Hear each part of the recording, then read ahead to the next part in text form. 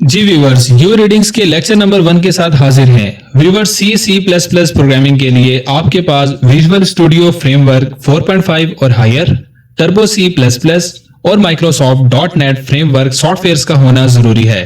तो चलते हैं सर अली की तरफ और देखते हैं कि वो कैसे इन सॉफ्टवेयर्स की इंस्टॉलेशन सिखाते हैं।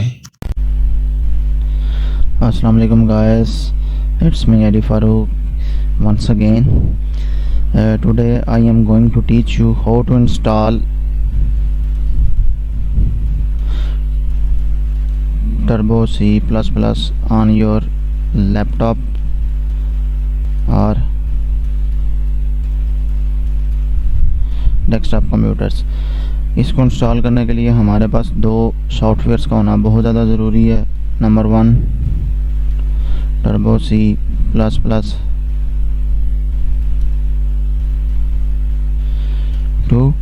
और सेकंड जौन सा है वो है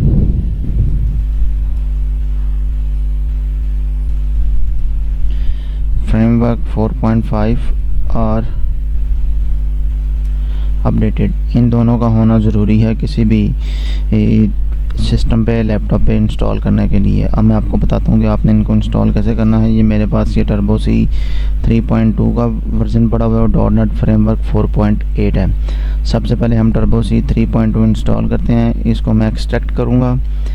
ये देखें, जैसे मैंने इसको एक्सट्रैक्ट किया है, इसी नाम का एक फ़ोल्डर क्रिएट हो गया टर्बो C 3.2। इस पर मैं डबल क्लिक करता हूँ और ये जो फाइल है setup.exe, इसको आप रन करें। ये इसकी इंस्टॉलेशन स्टार्ट हो गई है, प्रिपेयरिंग टू इंस्टॉल। ये देखें, यहाँ पे इसने एरर दे दिया, Microsoft .NET framework 4.5 full package और greater needs to be install for this installation to continue. इसको आप ओके करें, फिनिश कर दें। अब हमने करना है .NET फ्रेमवर्क 4.8 इंस्टॉल। इस पर डबल क्लिक करें, इस पर आप क्लिक करें, यस करें। अब ये इंटरनेट के साथ लिंक होगा और ये इसकी इंस्टॉलेशन या इसको सबसे पहले डाउनलोड करेगा और फिर बाद में ऑटोमेटिकली आपके लैपटॉप पे या आपके डेस्कटॉप कंप्यूटर पे इसको इंस्टॉल करना स्टार्ट कर देगा। अब जैसे इसकी इंस्टॉलेशन कंप्लीट होगी, आपको मैसेज जनरेट हो जाएगा। देन आप दोबारा से टर्बो C इंस्टॉल करेंगे। जी तो गाइस, ये देखें, ये वाला पॉपअप मैसेज जनरेट हो गया। इसको मैं इंस्टॉल करता हूँ। तो अब इसने ये देखें, इंटरनेट से इंस्टॉलेशन प्रोग्रेस और डाउनलोड प्रोग्रेस उसने ऑटोमेटिकली स्टार्ट कर दी है। जैसे ये स्टॉप होगी, ख़त्म होगी, देन उसके बाद हम आगे काम स्टार्ट करते हैं। जी तो ये देखें, इंस्टॉलेशन हमारी कंप्लीट हो चुकी है। इसको मैं फिनिश कर देता हूँ।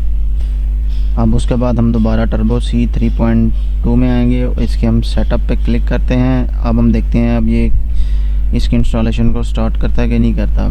प्रिपेयरिंग टू इंस्टॉल, और उसने ये इंस्टॉलेशन स्टार्ट कर दिया। वेलकम टू इंस्टॉल विजिट, इसको आप नेक्स्ट कर दें, इसको आप एक्सेप्ट कर दें, एग्री लाइसेंस इसका, और आप इसकी इंस्टॉलेशन को स्टार्ट कर दें। अब आप जैसे ही आप इसकी इंस्टॉलेशन को स्टार्ट करते हैं तो ये देखिएगा विद इन 1 मिनट ये इसकी इंस्टॉलेशन को वाइंड अप कर देगा। जी ये देखें, उसने इसकी इंस्टॉलेशन को कंप्लीट कर दिया है। अब यहाँ पे लिखा हुआ है लॉन्च दी प्रोग्राम, आप इसको बेशक टिक कर दें। अब आप इसको फिनिश कर दें। अब हम देखते हैं कि ये किस जगह पे इंस्टॉल हुआ है। ये डेस्कटॉप इंस्टॉल हुआ है, ये है जी टर्बो C++। इस पर मैं डबल क्लिक करता हूँ और देखता हूँ कि आया ये वाली अब रन हो रही है कि नहीं हो रही टर्बो C। ये थोड़ा सा टाइम टेकिंग होगा फर्स्ट टाइम, लेकिन बाद में ये जल्दी रन हो जाएगा। अब ये देखें जी, टर्बो C ये स्टार्ट होगी। यहाँ पे आप क्लिक करें टर्बो C++। जैसे मैंने इस पर क्लिक किया तो ये हमारे पास ये एग्जैक्ट टर्बो C में लेके चला गया है। मेरा ख्याल है कि आप सब दोस्तों को, सब स्टूडेंट्स को इसकी इंस्टॉलेशन का मेथड पता चल गया होगा।